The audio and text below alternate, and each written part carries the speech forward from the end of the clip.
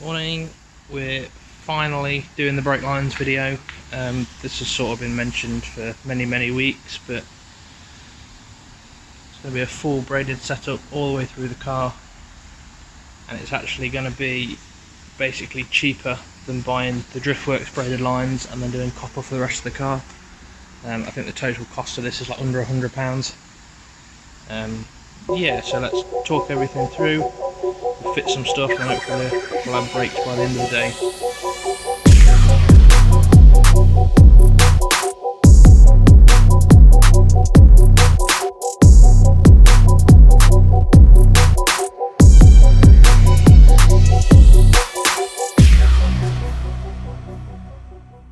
Okay, so first thing to note is this removes ABS, so you'll have no ABS. Removes all the copper, all the steel lines, all the old fittings, removes absolutely everything. The only thing we're keeping is obviously calipers and the master cylinder.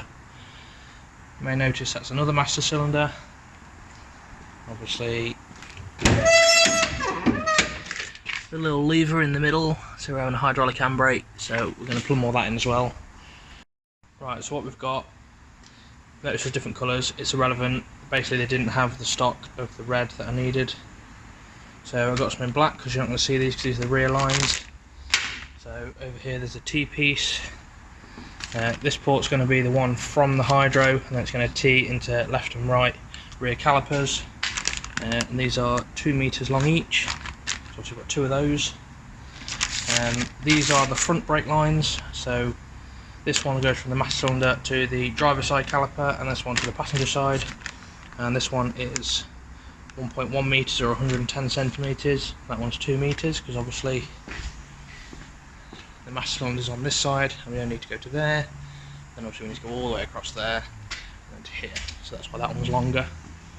And then the other 2 that we've got are from the master cylinder to the front of the hydro, and then out the back of the hydro to that T-piece that we mentioned earlier. And these are 1.6 meters, so 160 centimeters. That's from this master cylinder to the hydro, and then the 2 meters one is going to be out this port and then to the T-piece at the back. So fittings wise, you need the 2 imperial ones to go in the hydro master cylinder. I think it's 7/16 and 3/8, but I'm not sure. I'll probably put a little thing here that will tell us. If your E36 is a facelift, you're going to need this. This side is M12/1 and this side is M10/1. So BMW decided to put a bigger brake line. You can see here, this is the front M10 fitting and this is the rear M12 fitting. And then all the way to the ABS module is actually a bigger line. So we need to step it down to M10, which is standard.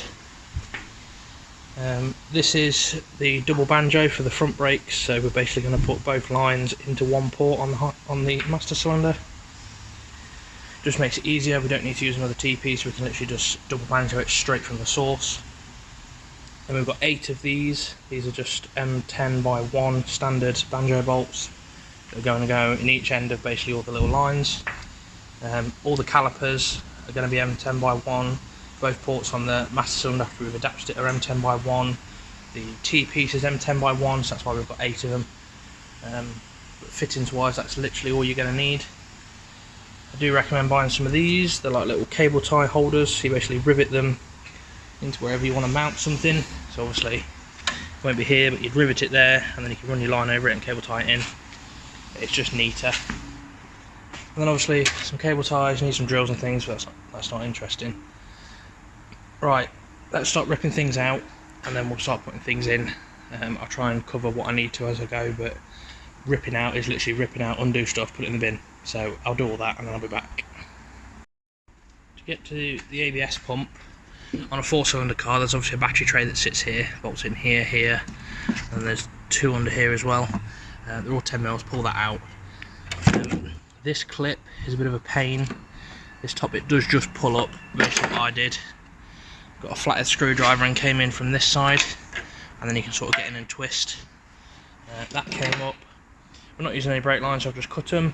Just be careful because then obviously you've got sharp edges. Then there's one 10mm bolt here, and then it just rotates and comes up. So yeah, this is an ABS pump. See, there's the little grommets it sits on. I'm actually going to utilise that bracket. So if you remember a couple of videos, multiple videos ago, we were going to make a bracket for this to stop it basically swinging. So I'm going to utilise this, probably cut down here, and then those two are going to sit on the chassis leg, and then I'll build something that actually holds a turbo. So we're going to keep that. All those lines that are now just dangling you can pull out. They are going to be a bit fiddly because they go behind the engine, but this is unbolted, so we're going to take all that out. And then when we put it back, we can actually put the ECU back in its proper housing. But yeah, I'll rip all the lines out and then I will be back again. For all your 10mm fittings, get yourself one of these flare nut spanner.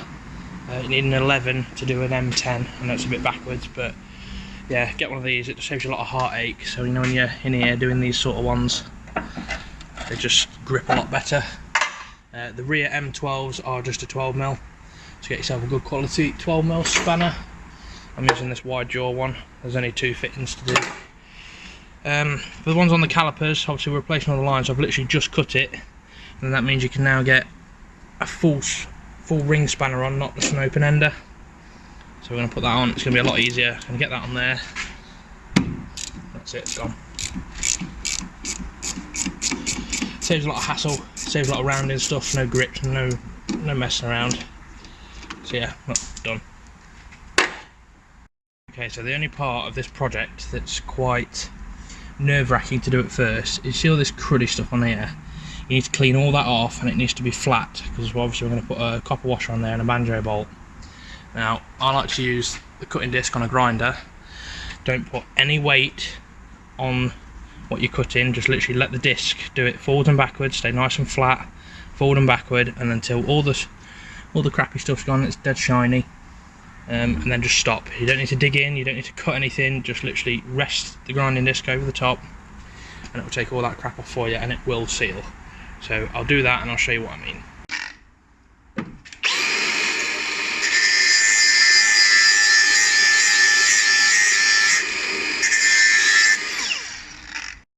I'm not sure how much of that last clip you can actually see, but now you can see it's all shiny, all the rubbish is gone.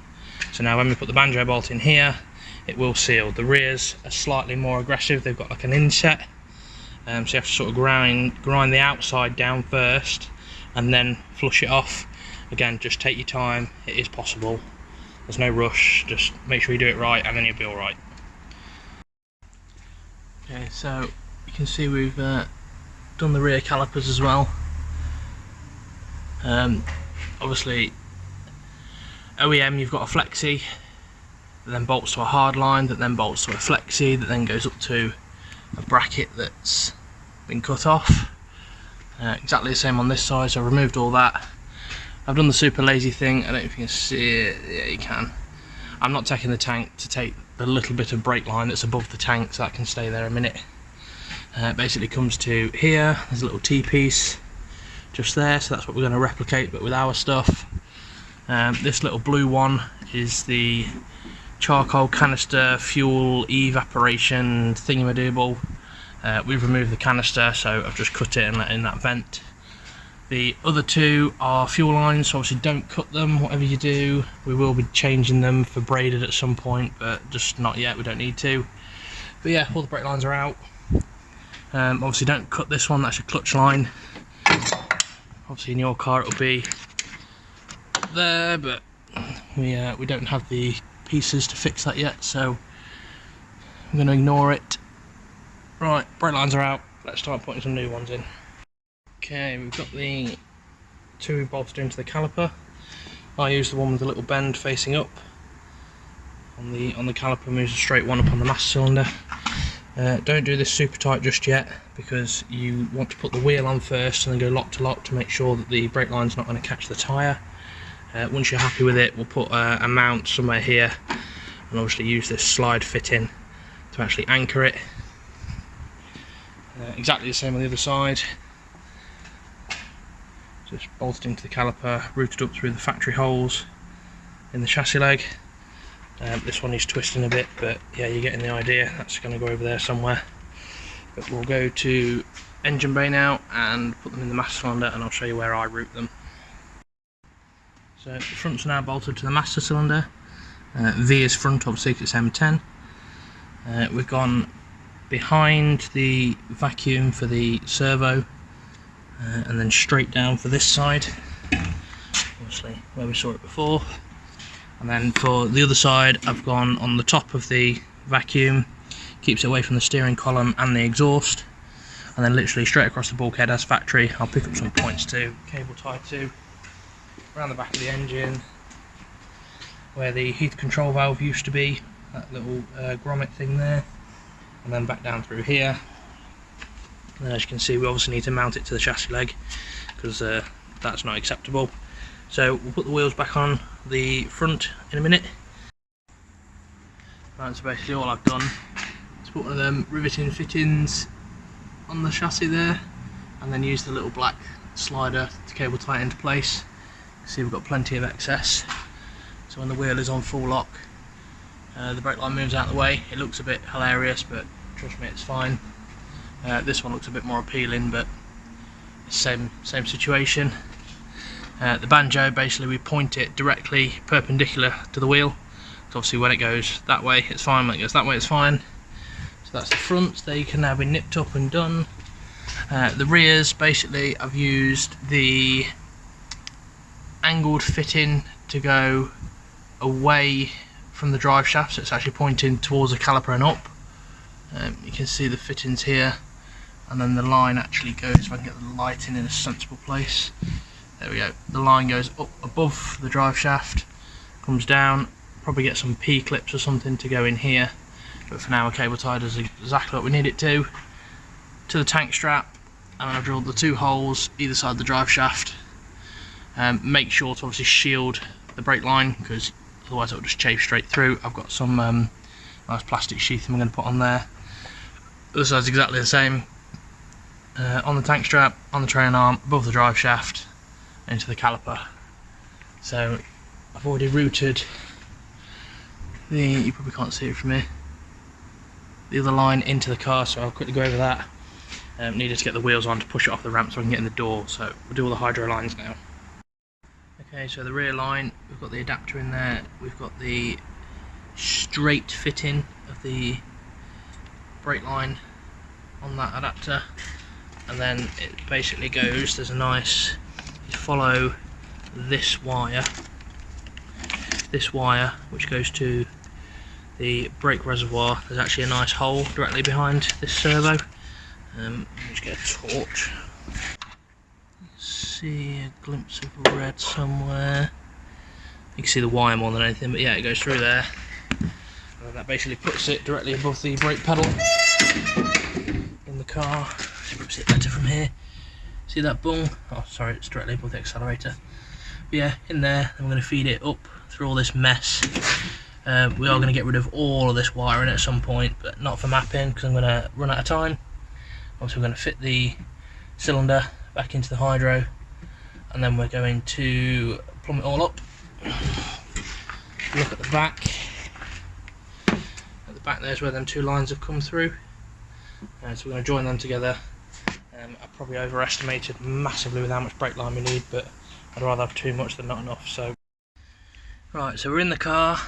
Yeah, this is all a mess, but we're still ignoring that. This is a reverse mount hydro, so the cylinder's obviously at the front. Most cylinders will sit here, which is why people get confused as to which one, which port does what. It's always the bigger fitting is the inlet. So the bigger fitting is going to come from the master cylinder, and the smaller fitting is going to go to the back of the car. So on this one it's dead easy. The front goes to the front, and the rear goes to the rear. But normally, obviously, the cylinder's over here, so the front goes to the rear, and the rear goes to the front. Yeah, lovely. The other thing to note is that banjo is a 10mm hole, and that is a bigger fitting. I still can't remember the imperial size, but I basically have to drill it out to 11mm. It is possible, just go super steady when you're drilling it, otherwise you'll rip the fitting to pieces. But it's basically, this is the bolt, it's a bit bigger. Obviously threads in here like this.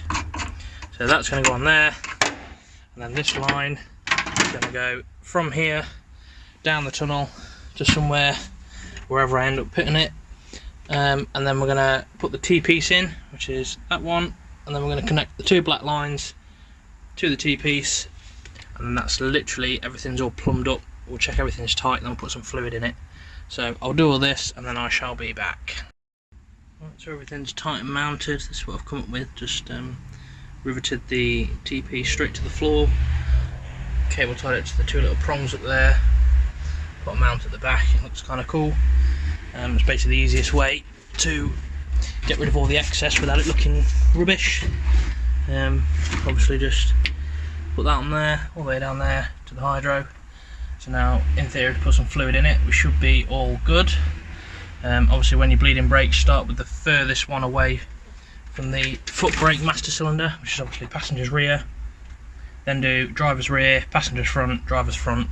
So I'll bleed everything up, I'll check for leaks, should be alright. But then we'll get on to mounting this thing. It's sort of sat in its place but not mounted, so I'll probably end this one here. Hopefully there's everything you need to know, but yeah, we'll do some more bits and then hopefully I'll get 2 videos out of one weekend, which will be awesome, because now we're going to start to get a bit ahead and you won't see certain things. We've got a big surprise for New Year, so I'll see you all later.